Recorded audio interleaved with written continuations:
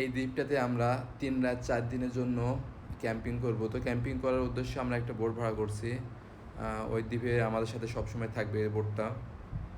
দ্বীপটা অনেক সুন্দর। আমরা সারাদিন এখানে মাছ ধরবো আর রান্না বান্না করে খাবো আর থাকবো। সামনে যে দ্বীপটা দেখাচ্ছে ছোট, ওখানে আমরা যাব। তো এই দ্বীপে কোনো আধুনিক সুযোগ সুবিধা নেই।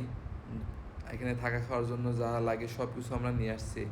আর রাত্রে থাকার জন্য তাঁবু নিয়ে আসছি। তো তাঁবুর ভিতরে আমরা থাকবো রাত্রের বেলায়। আর কিছুক্ষণ পরে এই পানিতে যে আমরা মাছ ধরবো, মাছ ধরে নিয়ে এসে রান্না বান্না করবো এখানে। তো সব কিছু কমপ্লিট, তাঁবু টাবু বাঁধা আমাদের শেষ।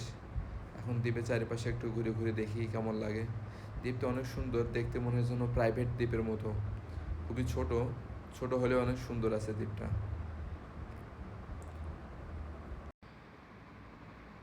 একজন অবশ্য পানিতে নেমে পড়ছে মাছ ধরার জন্যে।